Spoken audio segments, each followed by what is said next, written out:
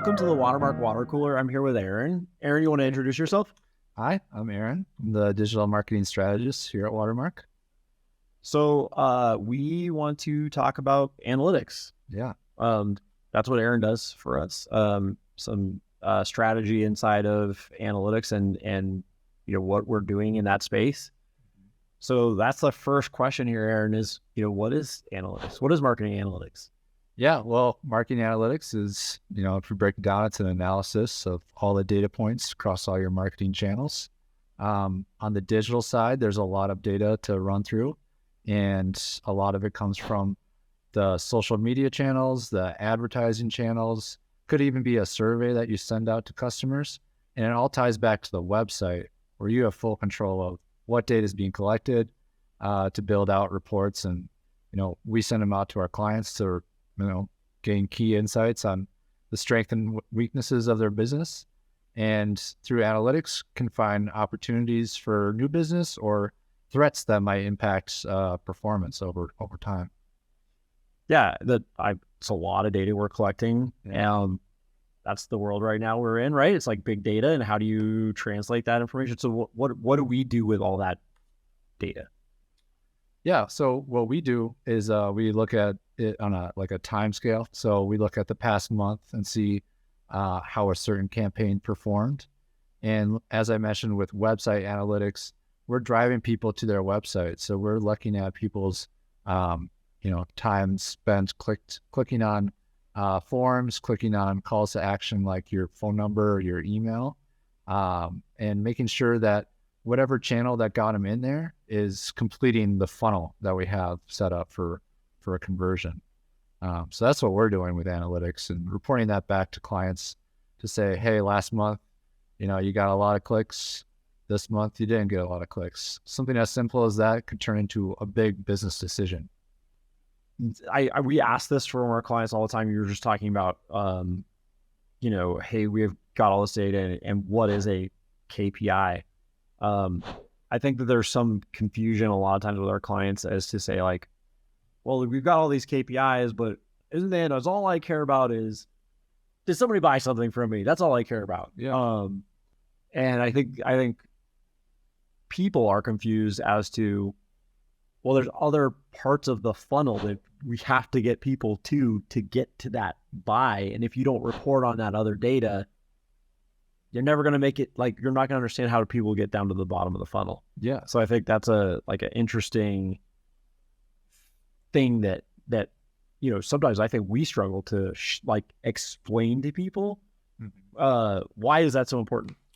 Yeah, well, most important for your business is making sales, and that comes from lead generation. But yeah, what often gets missed is lead nurturing. Yeah. And through that and website analytics, marketing analytics, the measurement of that is engagement with, a post. Did it get as many likes as another post? Did an email get as many opens, or the open rate?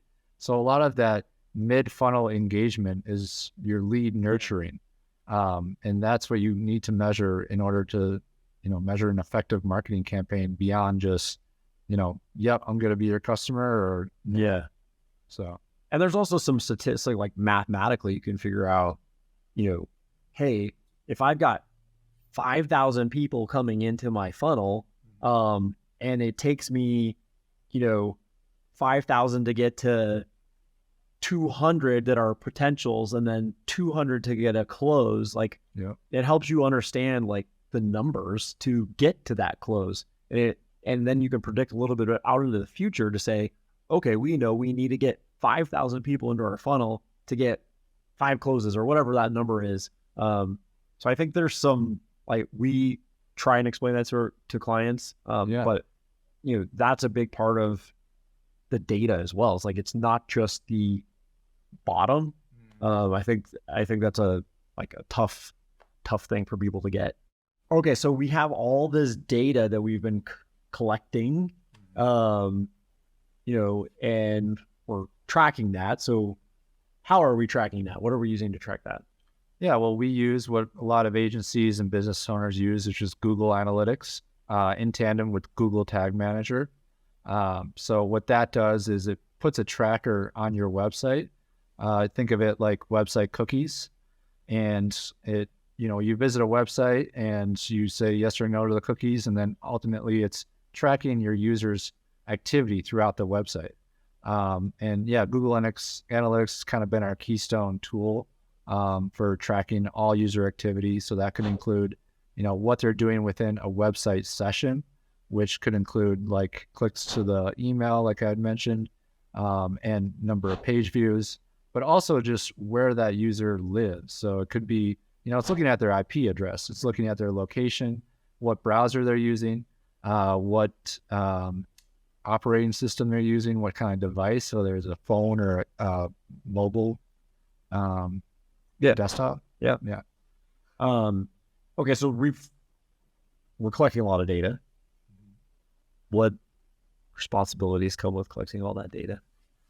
Yeah, well, we had mentioned the privacy policy. So a lot of states are needing now to become more compliant with their state's privacy policy regulations. So it's all kind of modeled off of Europe's GDPR privacy policy. So what we're doing is doing that consent box at the start of visiting a website, and that's what will ultimately decide if the user gets tracked or not.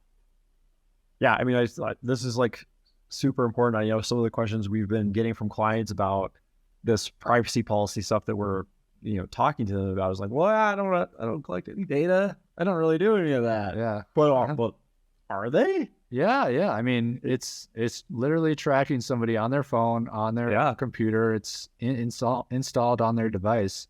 Even if you don't know who that person is necessarily, what they're doing. They're a metric used in those reports. Yeah. So it's all very important in the eyes of the law now that you're tracking somebody, and you have to be compliant with whatever regulations are out there. Even if you're not running ads, because you're collecting data for business purposes, you're doing it for a reason, right? To make better marketing decisions, whatever that may be. So again, something we've been talking to our clients about, and this is important, is like, if you're not collecting the data for anything important, then go ahead and take analytics off your site. You might as well just throw it away, and then you're compliant. So yeah, and without just like a name and email, tracking somebody really is important to your business, because Google Analytics allows you to build like a custom audience to remarket to in ads, or look at one audience compared to another, and really get some valuable business insights that end up being a return on your investment ultimately. Yeah, totally. Hey, sorry for interrupting your video. I'm Cameron, Vice President of Watermark, and I wanted to tell you a little bit about our CRM learning tool. We just developed it. It's free for you all. The link is in the description below. We're going to cover things like utilization of a CRM, automating those mundane tasks that you have to take care of every day, hitting those sales numbers. If those are things you're struggling with, jump on over there. We're going to learn together. We'll see you there. So Aaron, UA is, here still, but GA4 is kind of coming into place. What's going on with that? Yeah, well, if you go to your UA property right now, if you have one, you might see like a big doomsday clock that's like clocking down to like next month, July 2023. And your data is not going away. It's still going to be there for you to access. What's going away is the tracking. All the tracking is moving over to GA4, which is Google Analytics' new data model. And it's kind of been improved to prioritize all the things that we find important for marketing and tracking users and reporting on those insights. So while it isn't going away completely, the ability not to continue tracking and be aware of that is super important. So you're going to need to migrate over to GA4, before the deadline. Okay, so this is all really good information, because people need to know that, like, yes, their data isn't gone, but in some ways there's stuff that's going away to be able to go look back, run reports on certain things that was in UA that is now not in GA4. Yeah. So what's the solution to this? Yeah, it's an entirely new interface, which could be a daunting learning curve for somebody to access. So the same type of customer reporting that you find UA is not in GA4. I myself have found limited custom reporting throughout it, compared to UA that I know like business owners would be more familiar with through having experience in Excel.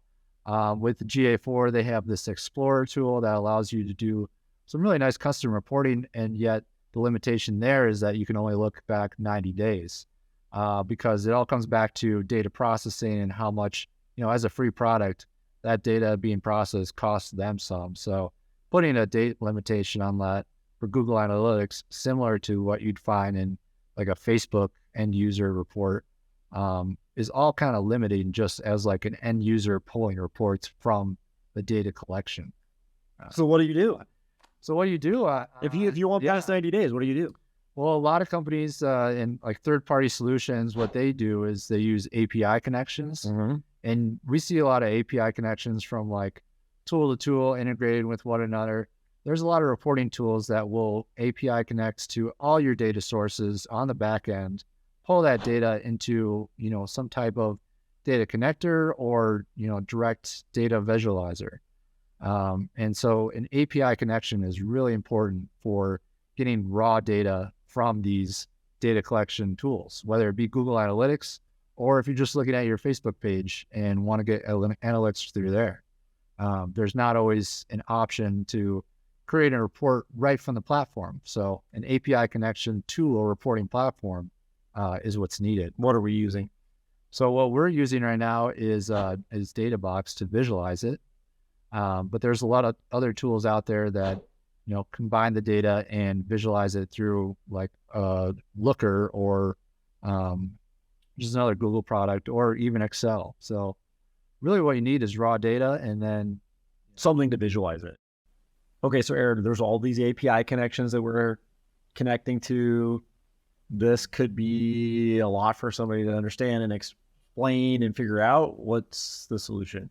Yeah, a lot of developer knowledge might be required. An understanding of SQL code is what's used through API and pulling together data reports.